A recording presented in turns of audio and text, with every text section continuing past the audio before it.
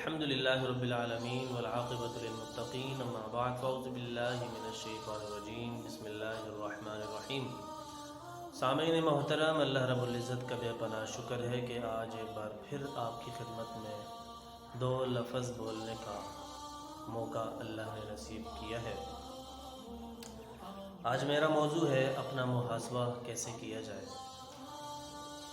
اس موضوع پر میں نے رہنمائی ایک کتاب سے لی۔ ایک انسان کو اپنی زندگی کس طرح بہتر کرنی چاہیے، کس طرح گزارنی چاہیے،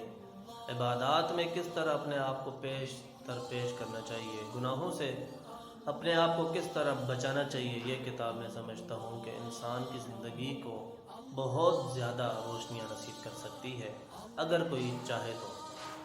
تو اسی سلسلے میں اپنا محاسبہ یقینی بات ہے کہ گناہوں کو دیکھنا پڑتا ہے، اپنی نیکیوں کو دیکھنا پڑتا ہے۔ روزمرہ کی زندگی میں جو معاملات انسان کر رہا ہوتا ہے ان کو چیک کرنا ہوتا ہے کہ آیا کہ یہ میرے کام، یہ میرے اعمال گناہوں میں تو نہیں شامل ہو رہے، یا پھر یہ میرے اعمال اگر نیکی میں شامل ہوتے ہیں تو پھر تو اس بندے کے لیے اچھی خبر ہوتی ہے، اچھی بشارت ہوتی ہے کہ اللہ نے اس سے رضا کا وعدہ کیا ہوا، اپنی خوشنودی کا وعدہ کیا ہوا ہے کہ جب ایک انسان اللہ کے ہر معاملات پر عمل کر رہا ہوتا ہے اور وہ محاسبے کے بعد اس کو پتہ بھی چل جاتا ہے کہ یہ کام، یہ فعل جو میں کر رہا ہوں اس میں کسی قسم کی کوئی خرابی نہیں ہے، کوئی گناہ نہیں ہے، تو پھر انسان کو خوش ہونا چاہیے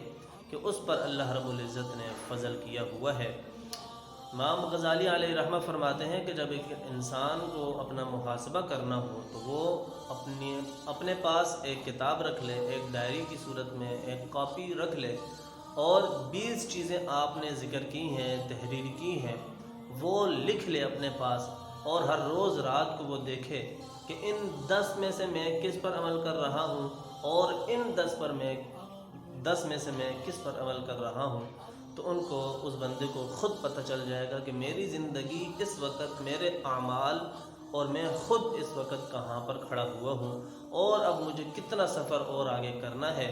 تو اس میں کچھ چیزیں امام غزالی علیہ رحمہ نے ذکر کی ہیں کہ جو انسان کو اللہ کی رضا حاصل کروا دیتی ہیں، اور کچھ چیزیں یعنی 10 کا سیٹ آپ نے بنایا ہے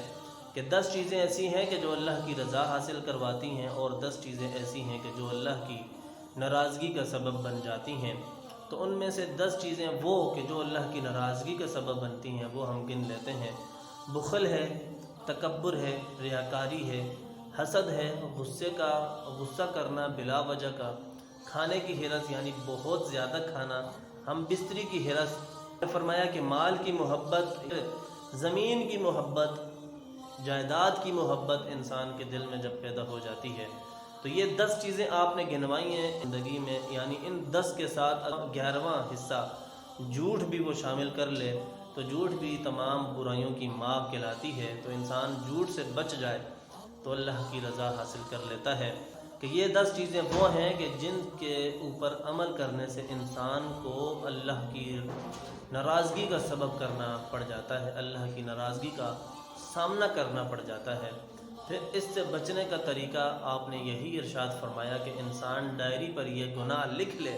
اور ہر روز رات کو جب اپنے بستر پر لیٹے تو تھوڑی دیر کے لیے اپنی آنکھیں بند کر کے اپنے گناہوں کو تصور کرے کہ یہ جو گناہ میں نے لکھے، آیا کہ آج کا دن جو میں نے گزارا ہے ان گناہوں میں سے کسی پر میں نے عمل تو نہیں کیا، اگر تو اس نے عمل نہیں کیا تو پھر وہ اللہ کا شکر ادا کرے کہ اللہ نے اس بندے پر اپنا فضل کر دیا ہے۔ وہ افعال کہ جن کو کرنے سے انسان کو اللہ کی رضا ملتی ہے، جن کو کرنے سے اللہ کا قرب انسان کو ملتا ہے، جن پر عمل پیرا ہونے سے انسان کو پیارے آقا علیہ السلام کی محبت نصیب ہوتی ہے، تو ان میں سے آپ نے 10 ذکر کیے۔ اور گناہ پر ندامت، قرآن میں اللہ رب العزت نے 2 مقام پر الگ جگہ پر ارشاد فرمایا کہ کچھ مصیبتیں ایسی ہوتی ہیں کہ جن مصیبتوں کو انسان خود کسب کرتا ہے، اور کچھ مصیبتیں ایسی ہوتی ہیں، آزمائشیں ایسی ہوتی ہیں کہ جو واقع ہی اللہ کی طرف سے ہوتی ہیں، انسان کو مزید بہتر کرنے کے لیے، انسان میں مزید بہتری پیدا کرنے کے لیے، انسان کو مزید اپنا قرب حاصل کروانے کے لیے اللہ رب العزت اس بندے پر مصیبتیں ڈالتا ہے۔ پھر اس کے بعد اللہ کی رضا، اس کے بعد شکر ادا کرنا، اس کے بعد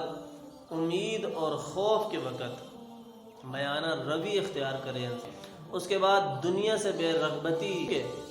گناہوں کا معاملہ سارا دنیا میں چل رہا ہے، اور جب انسان دنیا سے بے رغبت ہو جاتا ہے، دنیا کو بس کاٹ دیتا ہے اپنی زندگی سے، بس ضرورت کے تحت دنیا کو استعمال کرتا ہے، تو پھر ایسا شخص کیسے اللہ کی رحمت سے محروم ہو سکتا ہے؟ اگلی چیز جو آپ نے ذکر کی کہ اعمال میں اخلاص مندی ہونا، پھر اس کے بعد اپنے اخلاق کو اچھا کر لے انسان، چاہے وہ بازاروں میں بیٹھا ہوا ہے، مساجد میں بیٹھا ہوا ہے، محراب و منبر پر بیٹھا ہوا ہے، یا پھر اپنے گھر پر بیٹھا ہوا ہے، اپنے بچوں کے سامنے ہے، وہ اپنی بیوی کے سامنے ہے، وہ اپنے ماں باپ کے سامنے ہے، پڑوسیوں کے ساتھ ہے، اگر وہ اپنا اخلاق بہتر کر لیتا ہے، اچھا کر لیتا ہے، تو یہ بھی وہ عظیم دولت ہے پیارے آقا علیہ السلام کا کہ آپ نے نہیں سنا وَإِنَّكَ لَعَلَىٰ خُلُقٍ عَظِيمٍ کہ ہم نے اپنے بندے کو عظیم خلق سے نوازا ہوا ہے۔ تو یہ تو دولت مصطفیٰ ہے کہ جب انسان کو پیارے آقا کی اداؤں میں سے کچھ ادا نصیب ہو جائے اور وہ اللہ کا قرب حاصل نہ کر سکے، تو پھر تو میں سمجھتا ہوں وہ شخص بدبخت ہے۔ اگلی چیز جو ذکر کی گئی، اللہ سے محبت کرنا، محمد رسول اللہ سے کرنا، محبت اللہ کے ولیوں سے کرنا، محبت اپنے ماں باپ سے کرنا، اس کے بعد ہے کہ اللہ کے لیے عاجزی کرنا۔ یہ وہ چیزیں ہیں کہ جو انسان کو اللہ کے قریب کر دیتی ہیں۔ دل میں، دماغ میں یہی چیز چلتی رہتی ہے کہ کب اللہ سے ملاقات ہوگی، کب اللہ کا دیدار ہوگا، کب پیارے آقا سے ملاقات ہوگی، کب اللہ تعالیٰ اپنے سوڑے حبیب کے نواسوں سے ملاقات کروائے گا۔ پھر اس انسان کے دل میں ہر وقت یہ خواہش پیدا ہونا شروع ہو جاتی ہے۔ کیوں؟ کہ جب اس کو اللہ کی رضا مل جاتی ہے، دنیا سے وہ کٹ جاتا ہے۔ مولا علی فرماتے ہیں کہ میں نے دنیا کو اپنے اوپر 3 طلاقیں دے کر حرام کیا ہوا ہے۔ تو وہ تو اللہ والے لوگ تھے، کاش کہ اللہ رب العزت ہمیں مولا مرتضیٰ حضرت علی کرم اللہ وجہہ الکریم کے علم کی خیرات ہمیں بھی نصیب فرمائے۔ اپنا محاسبہ کیسے کیا جائے، تو گناہوں کو ایک طرف انسان لکھ لے اور نیکیوں کو ایک طرف انسان لکھ لے، اور پھر ہر روز رات کو وہ جب اپنے بستر پر لیٹتا ہے تو وہ اپنی روز مرہ زندگی کو اور خصوصاً اس آج کے گزرے ہوئے دن پر وہ غور کرے کہ آج میں نے کتنے نیکی کے کام کیے، کتنے میں نے برائیوں کے کام کیے، تو اس کو سب معلوم ہو جائے گا، سب آنکھوں کے سامنے اس کے آ جائے گا کہ آج میرے اتنے گناہ ہوئے، آج میری اتنی نیکی کے میں نے کام کیے۔ تو پھر ایک وقت آئے گا کہ گناہ کے سارے چیپٹر اس کے ختم ہو جائیں گے، جہاں پر وہ نظر دوڑائے گا، جہاں پر وہ غور کرے گا تو اس کو نیکی ہی نیکی نظر آئے گی۔ کہ کاش کہ ہماری ہر انسان کی زندگی میں نیکیوں کا پلڑا بھاری ہونا شروع ہو جائے، اللہ کا قرب ہم سب کو نصیب ہو جائے، پیارے آقا کی خوشنودی ہم سب کو نصیب ہو جائے۔ اللہ ہم سب کا حامی و ناصر ہو۔ السلام علیکم ورحمۃ اللہ وبرکاتہ۔